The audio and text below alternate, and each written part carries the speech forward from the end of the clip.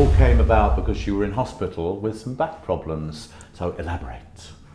I had 2 ruptured discs, and my body didn't function anymore, and I was not in control anymore for the first time in my life, and I felt really helpless.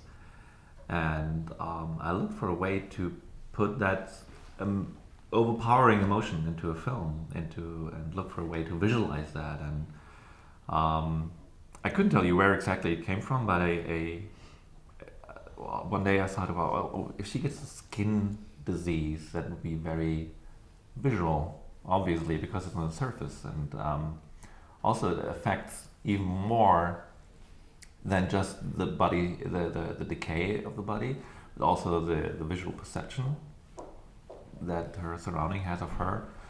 So I felt that was an ideal medium to transport that emotion into a story. How do you know Richard Stanley? Just old friends on the circuit? How did he come to co-write it with you? I wrote the script first in English, then we had to translate it, and I kept writing it in English. And at some point, Colin Geddes, my co-producer, and my producer, we sat together like, we need somebody to polish this into proper English. And Karim Hussein was the original DP on the project, but he dropped out due to scheduling. He said like, well, you could ask Richard. I'm like, Richard who? And like, he's like, Stanley. And I'm like, shut up, Richard Stanley? You're kidding. Like, and he put Richard on the phone right then and there, and I was like starstruck. And I'm a huge fan. I own a 35mm print of hardware. That's how big a fan of his I am. And I met him, and for the first evening I was still in awe of him, and then it wore off, and we've been friends ever since. We wrote 2 more projects together. Did he? Obviously, he did a lot more than just translate it. Did he give you ideas? Oh yeah, of course. Yeah, no, he did. He really added a lot to the script, and he rewrote a lot of the dialogue, and no, he did a proper, thorough polish. Now, obviously, Barbara was top of the list of the actresses you went to, but seriously, you wanted to work with Barbara. I mean, you're a big fan of hers, like we all are. Of course I am, and again, this is a funny story because the part originally was written for a guy, and then we sat together and figured like, oh, well, it would be very interesting and would really add a lot to the film, to the project, if we had 3 women starring in the film, and not change Dr. Krober's character at all, but even though he was written male, just cast a woman in that, and. Because ultimately the character is not gender specific in its orientations or in its goals. Those are not gender specific. So, and Colin Geddes actually suggested Barbara, and I had just seen her in We Are Still Here, and I was totally blown away by her performance in that. Did they tell you though, Barbara, that it actually was written for a man, or did you know that? Yes, I knew that. Mm-hmm. But did any tweaking of the script need to be done because of that? It was just minor, really, not too much. Yeah. I mean, I think I changed some words here and there, which I generally do. I always ask if that's okay with you. Yeah. Some people are very precious over their words, and they don't want you to change anything. So, okay, I won't. But there was a few things I changed. But yeah, I don't think it really mattered so much, and I really appreciated the fact that this is beauty and aging is something that we all deal with. You know, we're afraid of it and we long for it, and you know, there's a lot of emotional resonation that this subject has with everyone. But I appreciated that they wanted to tell the story from 3 women's points of view. And every one of us has a different feeling about it, and that's examined. And I think that it's pointed and seemingly makes sense more that there are 3 women in the movie as the main characters. I mean, everyone said this, but it's very Cronenberg influenced, isn't it? I mean, you must be a massive fan. I am. He's my all-time hero.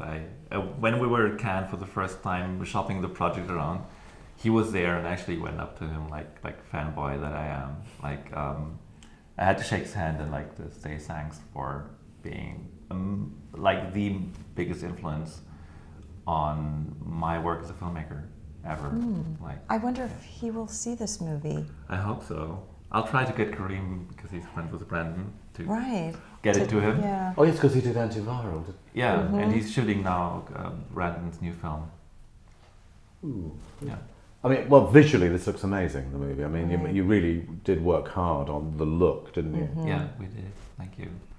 We tried to make it very much from from the lead character's point of view, even the visual style. So when the movie opens, she's very disoriented. She has memory loss. She has really trouble making head and tails of stuff, and so we went for a visual style that's very dreamy and very blurry, and you get a lot of blinding lights. So the audience feels like a visual onslaught of stuff, the same way she does, walking in her world. Where did you film? Where were you for this one? In Munich. Oh, Yeah, you went to Germany to do it. Well, they were interiors, and it was on a sound stage. Yeah. And when I first got there, you were already filming, and I walked on set, and it was the apartment that Keira lives in, and I was blown away by it. It's quite striking and beautiful. But as far as this visual style, I didn't realize what it was going to look like until I saw one of the first cuts of the movie. And I generally don't watch the monitor. I go back and look at any of the takes or anything. So I was really surprised at how it looked and how beautiful it was. You know, not only is it disorienting, but it is also beautiful, and that's what she's looking for. She's looking for beauty. So the style of the movie really personifies her feelings about herself and her world and how she wants it to look. And I just thought that was brilliant. Was it a tough film to shoot? You know. Well, the exteriors we shot with a skeleton crew of 7 people. So there was, for everyone excluding the actors and me, I think everybody had a really horrible time. Because everybody was doing like 5 jobs, of course. But Rebecca and Lucy and me and Sean, who was also in Toronto, we had a blast. We had a great time. But it was grueling for the crew. Really, you have to admit that. So, and the rest of the shoot was, we came up with something that Richard did on hardware. We had a second unit that shot at night in the same soundstage.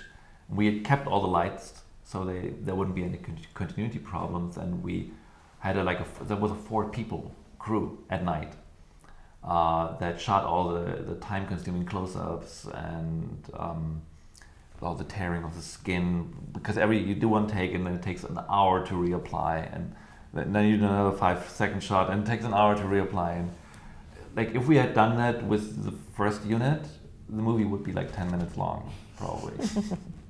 And Richard he did that on hardware with Chris Cunningham, I think, who shot all the robot. So that was his animations. idea to do that? That was his idea, That was yeah. brilliant. I mean, It is. yeah, because it's independent cinema and you don't have a lot of money, and you know, time is of the essence, and you have a month to shoot or less. So, you know, basically we filmed for 24 hours a day. Barbara, you must be really pleased with the film. I'm blown away. Yeah, thank you so much for asking me to be in your movie. And you know, I love supporting young filmmakers, and just happy to be back and working with brilliant people, and just it's so meaningful for me to be here with all of you, and just love FrightFest. So thank you so much.